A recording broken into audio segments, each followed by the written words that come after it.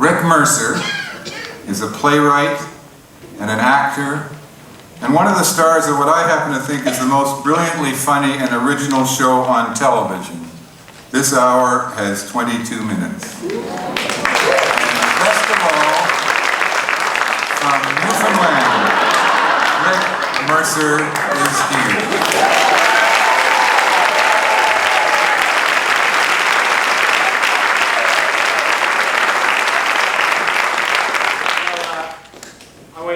That since Peter invited me to this event, I've thought long and hard about this literacy thing, and I've come to the conclusion, now this may be unpopular, that literacy is like anything else. It has its ups and its downs. Like, can you imagine the trouble that Bob Ringma would cause if he could spell KKK? Oh no, he said it himself, it's a big one, it's got 3 syllables, and he keeps getting the letters mixed up. But as Peter mentioned, this is a very hot ticket because, of course, there's thousands and thousands of benefits in this country every year, and this happens to be the most prestigious for many reasons. It's about so much more. It's about so much more than just helping Zosky raise money for such a worthy cause. It's about golf and alcohol. It's about picking up a ball that the government has dropped. And I'll tell you why they dropped that ball. The government does not want people to read. Because if you can read, you might read the Red Book. And I've read the Red Book, and I don't know what the problem is. I recommend it. It's very, very funny. And with comedy, you write it down, it tends to get stale, but the Red Book just keeps getting funnier and funnier as the years go by. Like, my favorite part of the Red Book, what is it? It's the part where they say, they're gonna get rid of the GST. But what they really mean, if you read it in a certain way, like with special glasses and the decoder ring,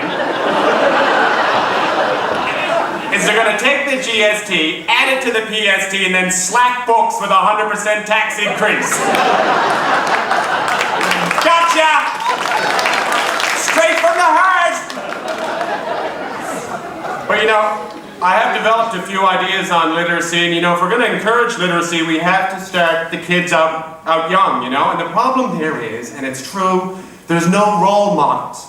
If you're 12 years old, what do you want to be? Do you want to be the captain of the Toronto Maple Leafs, or do you want to be Rex Murphy? You act like Doug Gilmore, you get the girls. You act like Rex, they call you a girl.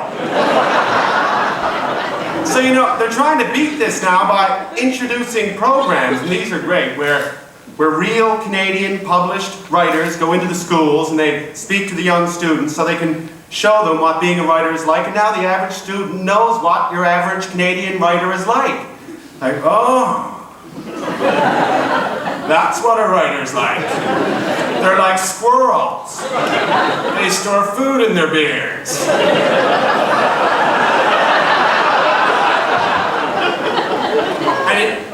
The other problem, we have to realize that if you're a kid and you read too much, there's a real stigma attached to that. They call you a nerd or a brain or whatever. And like when I was 12, my brother would crucify me for reading. They would crucify me, and the only place in my house you could get any privacy to get away from the brothers and the sisters was the bathroom. So I'd go in the bathroom and I'd lock the door and I'd read a book to get away from my brothers. And after 5 minutes, my mother would be knocking on the door. I know what you're doing in there! Keep that up, you're going straight to hell! The road to hell, paved with the Hardy Boys.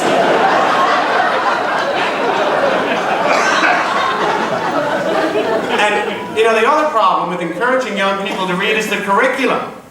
I don't know what it's like up here, but in Newfoundland, when you're in school, the first novel you ever study is Robinson Crusoe. Because at 9,000 pages, it's considered the first modern novel ever written. Now, it should have been a short story.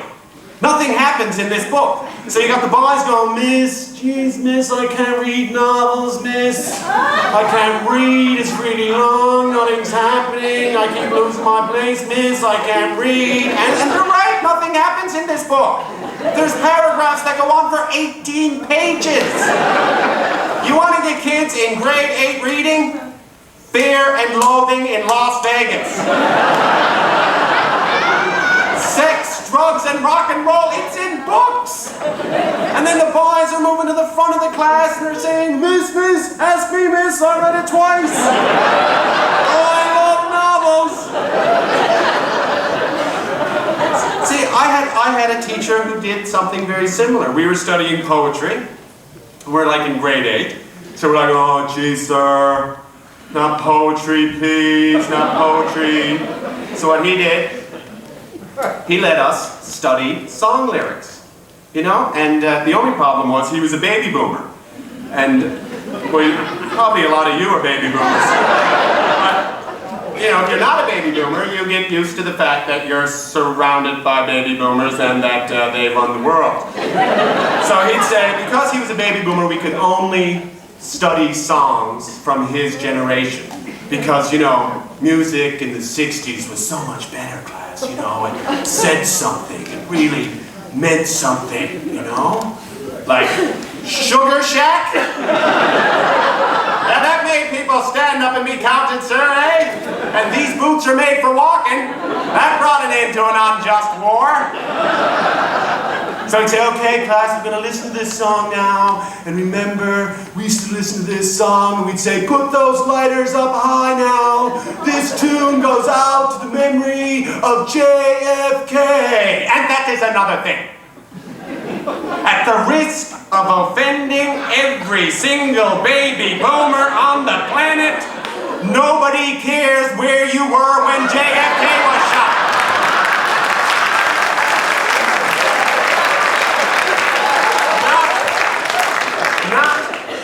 That any one of us could, in any way, stop any one of you from regaling us with that fascinating story just one more time.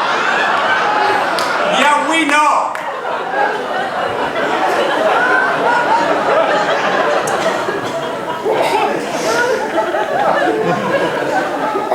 You were sitting in class.